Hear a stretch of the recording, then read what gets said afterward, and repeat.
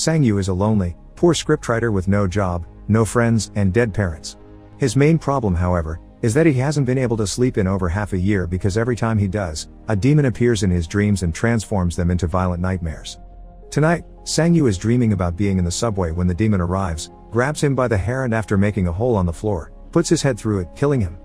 He wakes up right after his dream self dies and intends to do some writing, but his landlord knocks at his door claiming he's brought him some food. But Sang-yu escapes through the window because he doesn't have the rent money.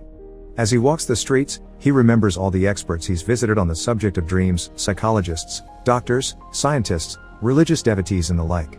They all had different theories on what dreams do and can mean, but nothing concrete that could help him in any way.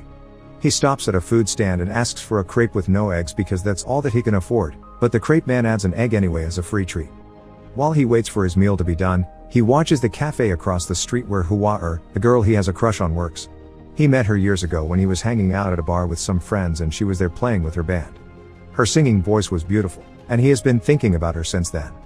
Once his crepe is ready, Sang-yu sits down to enjoy it, but he's suddenly startled by San-ji, his manager. Sang-yu starts running away and drops his crepe on the way, but he's too weak to go too far and San-ji eventually catches him. He takes him to a restaurant where he makes him watch as he eats, scolding him for not respecting his contract and not handing in a script in time. Sang-yu tries to explain his insomnia doesn't allow him to concentrate and write, but San-ji doesn't listen and demands for the script to be done in 10 days. Afterward, Sang-yu returns to his apartment only to find it locked and all his stuff in the hallway. His landlord has finally kicked him out. He goes to a cafe to see if he can get some writing done there, but he's too hungry to think and he ends up falling asleep.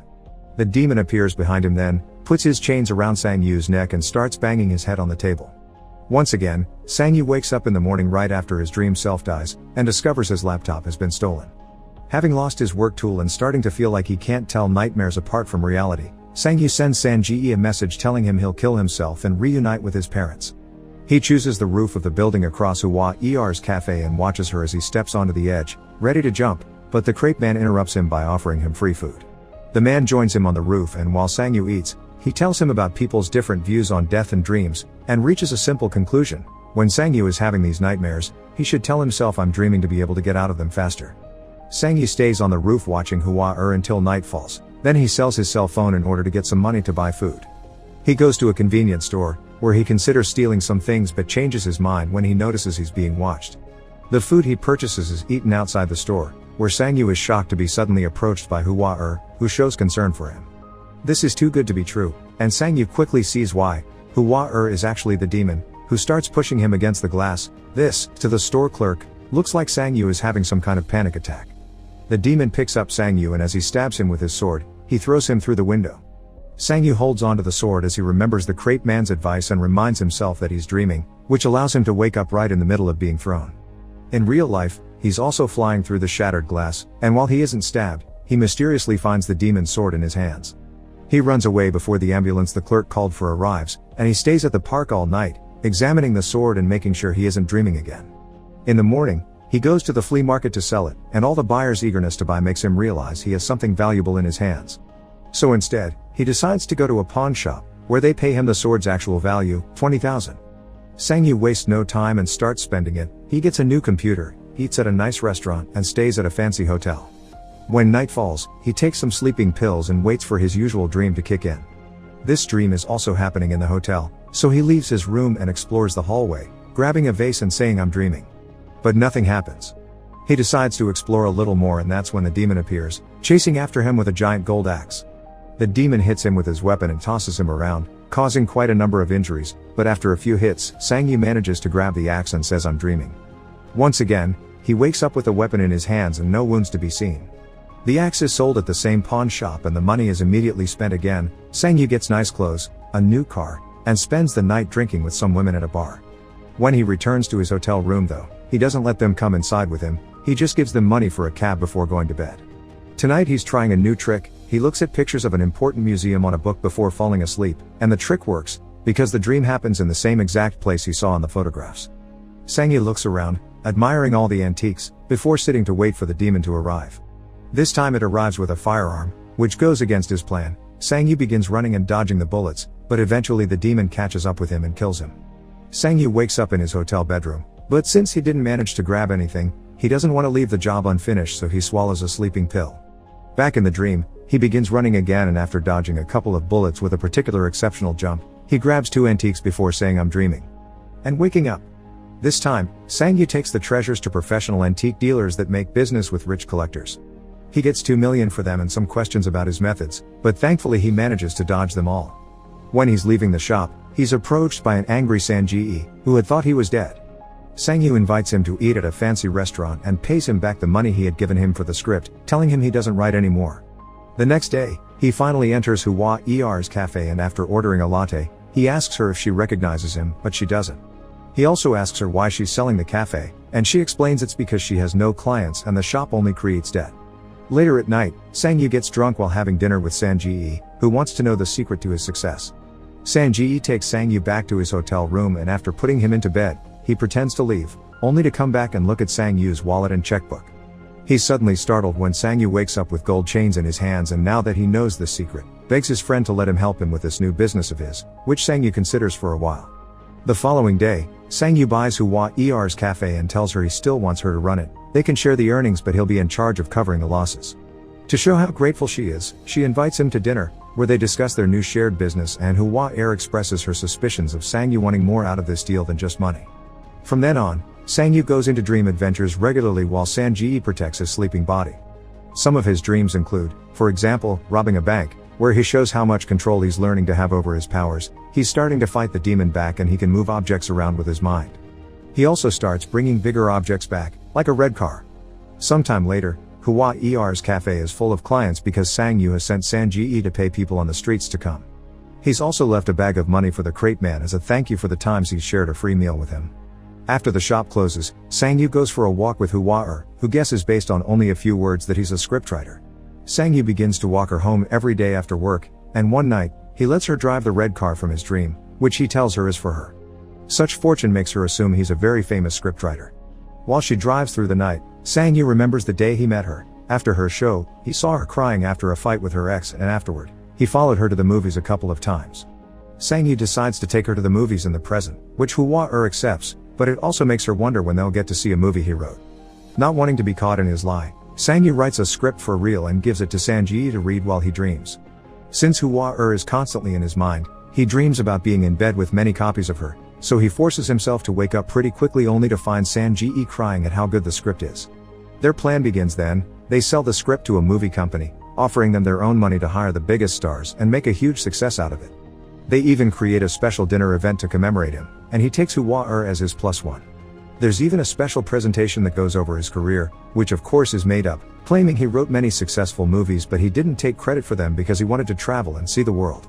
A couple of days later, during a dream, Sang-Yu discovers something very peculiar. There's the body of a monk meditating, and when he tries to take his belt, his hand disintegrates. He doesn't give up though, so once his hand is back, he tries again.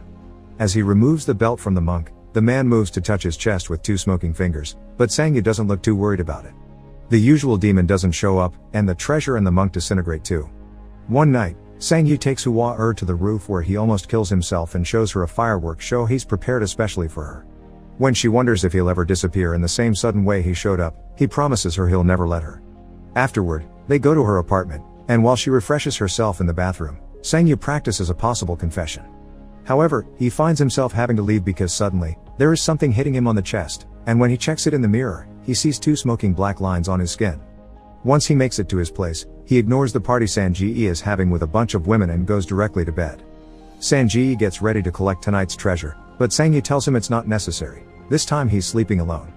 The dream makes him appear in a tall empty building with a mysterious figure waiting at the balcony. Sang-Yu comes closer and discovers it's a version of his older self that is now disintegrating. When he wakes up, he discovers he has a new scar on his shoulder and more scars show up as hours pass, all of them matching a spot where the demon had hurt him in previous dreams. The following morning, he goes to see the crate man to see if he has any more advice, but when he's about to arrive at his destination, a van appears next to him and kidnaps him. When they finally remove the bag from his head, Sang-Yu discovers he's at an abandoned building surrounded by a gang of criminals, whose leader is Chang-Ji. Sang-Yu tells them he'll pay whatever they want, and after agreeing on 10 million, he calls Sang-Ji and asks him to bring the money over. When he arrives though, Chang-Ji's men take the money and Sang-Ji him as well, who Chang-Ji uses to negotiate. Not having any other choice, Sang-Yu takes the whole group back to his apartment together with an unconscious Sang-Ji, where he shows them his hidden room with all his antiques. While Chang Ji tries to make him confess how he's obtained all these rare items, someone arrives at the building to see him. It's Hua. The receptionist announces her arrival through the intercom, so Sang Yu dumps her right there to get her to leave for her own safety. Seeing how upset this makes her, the receptionist tells her Sang Yu's door is still open for some reason and lets her go up anyway. As soon as she comes out of the elevator, one of the thugs captures her and takes her to the same spot where they're keeping Sang Yu. Chang Ji starts teasing her, trying to get under her skin by pointing out Sang Yu has been lying, and this is received with disapproval from another one of his men, who thought they would only come to grab some money. As punishment for his indiscretion, Chang Ji puts on some golden knuckles and beats him up while Sang Ji secretly begins to wake up. When Chang Ji turns to Hua next, she kicks him in self-defense, and that's the chance that Sang Ji takes to jump in with a vase he uses to hit the man holding her down. Sang Yu bites the thug holding him and manages to escape, but not without getting stabbed first. The three of them run away while Chang Ji shoots the man he beat up, but it's hard to go far when Sang Yu can barely walk because of his wounds. The men catch up with them on the stairs and one of them manages to stab Sang Yu again, but Sang Ji sacrifices himself by staying behind and distracting the thugs while Sang Yu and Hua escape. Only one normal man isn't enough to go against two trained men though, so Sang Ji is beaten to death. One of the thugs manages to capture Sang Yu and Hua upstairs, beating them up and tossing them around without even caring that Sang Yu stabs his back with a dagger.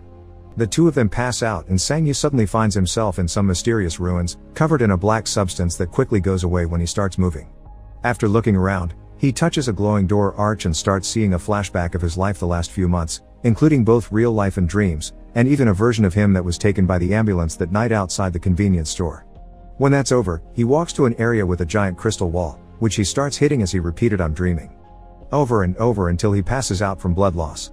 Suddenly, his body starts transforming, and Sang Yu finds himself becoming the demon. With the machete that appears in his hand, he starts hitting the crystal wall while picturing himself as the demon in various conversations that already happened but giving them a twist. Instead of sitting there and listening, in these versions he imagines, he hits his landlord in Sang Ji for not being nicer to him. When the wall finally breaks, the demon comes out in Sang Yu's living room, where Sang Yu's body is waking up as well. The demon kills all the thugs without hesitation, even making his strange firearm appear when necessary. Then he comes after Sang Yu, ready to kill him as well, but he mumbles "I'm dreaming." And all the antiques he's brought from dreams start disappearing, both in his apartment and in the rich people's collections. Sang Yu falls unconscious yet again, and when he wakes up, he finds himself all the way back on the night outside the convenience store. Hua finds him and remembers him from the concert, so she feels pity for him and takes him to her place to give her some real food. While he eats some noodle soup, she tells him she's read a story of his in a magazine and thinks it was very good, he just needs a bit of luck to make a breakthrough. Until then, she offers him to work at her cafe, which causes him to break down and start crying while it is revealed that all this time, Hua has always known he's been watching her. Sometime later, while they're working at the cafe, Hua gives Sang Yu a gift, a brand new laptop for him to write on. Afterward, Sang Yu meets with Sang Ji at a restaurant to give him back his money because he can't write a script on demand, he only wants to write what he wishes to write. Not only Sang Ji turns down the money, he gives him more in return, because he's managed to sell one of Sang Yu's old scripts. To celebrate, Sang Yu is the one that will cover their bill. Many days later, now content with his life, Sang Yu goes to see the crepe man to order some food, so the man takes the chance to give him back his money and shows him a scar on his stomach, because he used to have the same power as well and learned this humble life is preferable. As Sang Yu listens to his story, the ruins from his last dream appear behind him, and it's revealed the new demon that killed the thugs has been following him since he reappeared at the convenience store. Make sure to subscribe and turn on notifications so you can watch more videos like this. Thanks for watching.